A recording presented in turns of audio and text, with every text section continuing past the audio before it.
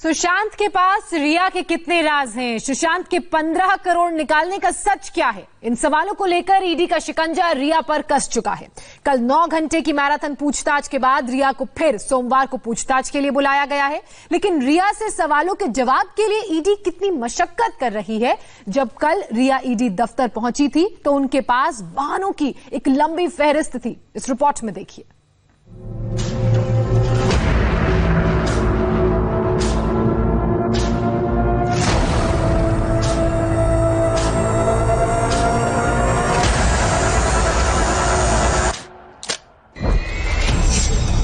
जब ईडी के दफ्तर पहुंचे रिया चक्रवर्ती,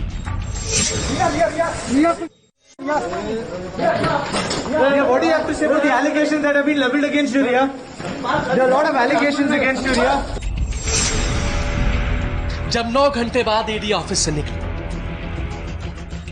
रिया चक्रवर्ती अब निकल रही हैं ईडी के ऑफिस से। करीब 8-9 घंटे की पूछताछ के बाद अब रिया चक्रवर्ती है, उनका परिवार, उनके पिता। रिया क्या कहना, रिया?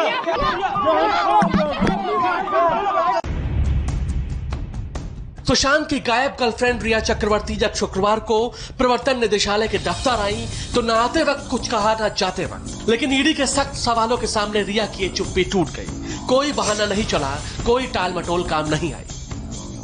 इंडिया टीवी के पास रिया से ईडी के सवाल जवाब की एक डिटेल है, एक्सक्लूसिव जानकारी है। हम आपको बताएंगे कि रिया से ईडी की पूछताछ का ब्लूप्रिंट क्या है और सुशांत से जुड़े सवालों पर रिया ने क्या कहा। लेकिन उससे पहले आप ये समझिए कि ईडी के सामने रिया ने पूछताछ से पहले कितने बहाने बनाए। पहले रिया ने कहा कि सुप्रीम कोर्ट की सुनवाई के बाद ईडी के सामने आएंगी, लेकिन जब ईडी नहीं मानी तो रिया दौड़ी दौड़ी उसके दफ्तर पहुंची। रिया ने शुरुआत में ईडी को जवाब देने में बहुत टाल मटोल दिखाई। कभी वो अपने भाई को बुलाने की मांग करती रही तो कभी अपने पिता को। रिया का कहना था कि वो जो कुछ कहेंगी उनके सामने ही कहेंगी।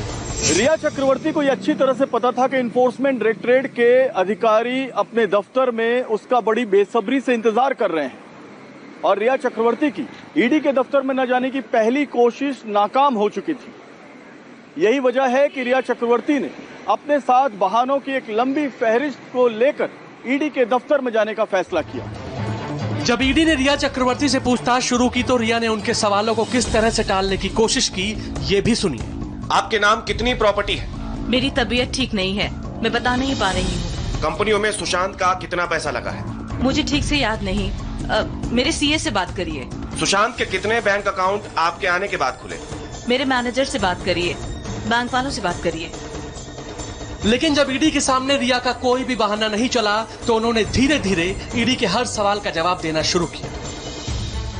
रिया से पूछताछ के लिए प्रवर्तन निदेशालय की टीम ने फुल प्रूफ होमवर्क किया हुआ था और यह पहले से तय हो चुका था कि रिया से कितने स्टेप में क्या पूछताछ होनी है।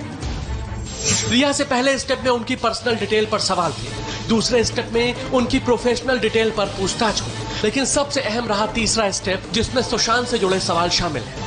ईडी सूत्रों के मुताबिक रिया ने अपने सभी बैंक के डिटेल्स, इन्वेस्टमेंट की जानकारी, सोर्स ऑफ इनकम के साथ साथ हाल के वर्षों में विदेशी टूर के दौरान किए गए खर्च की जानकारी भी ईडी को दी है।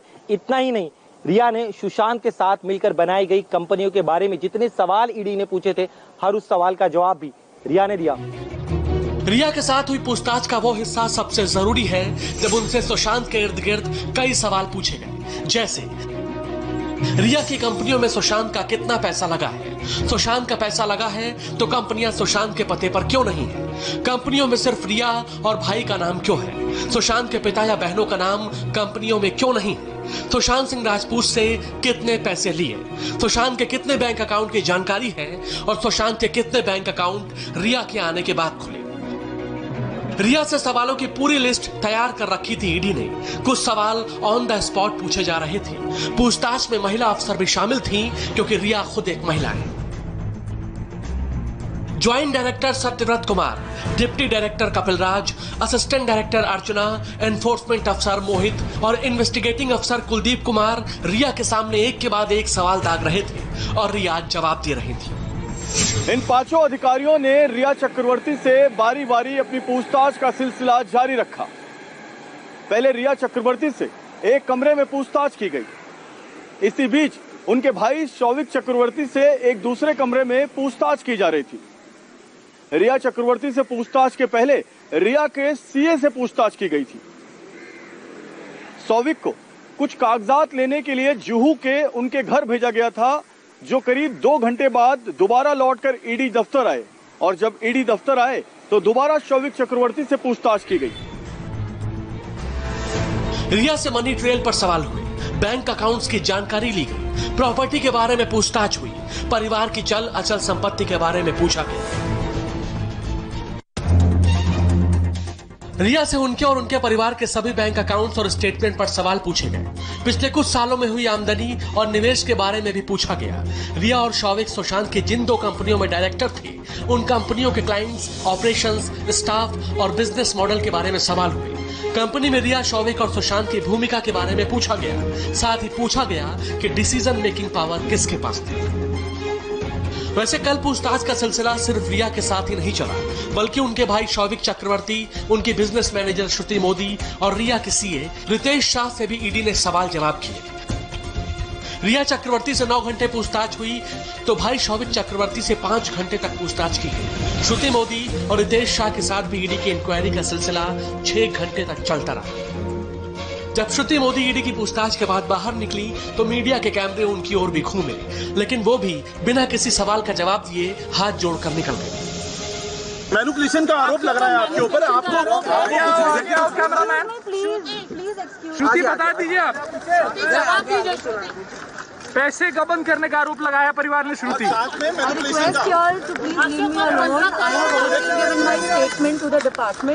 They will be the best.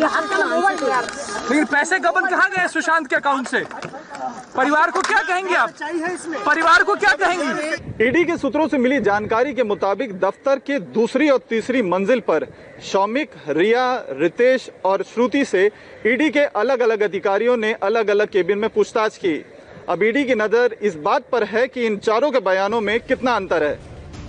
लेकिन रिया चक्रवर्ती पर ईडी का शिकंजा अभी और कसने वाला है। रिया को कल पहले दौर की पूछताछ के साथ ही ईडी ने सोमवार को दोबारा प्रवर्तन निदेशालय के दफ्तर में हाजिर होने का समन दे दिया है। यानी अभी रिया और उनकी फैमिली का ईडी के सवालों से एक बार फिर से सामना होना है। अब माना जा रहा है कि जरूरत पड़ी तो सोमवार को ईडी रिया चक्रवर्ती और उनके भाई सौविक चक्रवर्ती को आमने सामने बिठाकर भी पूछताछ कर सकती है। यानी सुशांत की मौत की मिस्ट्री की प्राइम सस्पेक्ट रिया चक्रवर्ती की मुश्किल अभी शुरू हुई है। राजेश कुमार के साथ जयप्रकाश सिंह, इंडिया टीवी, मुंबई। इसी बीच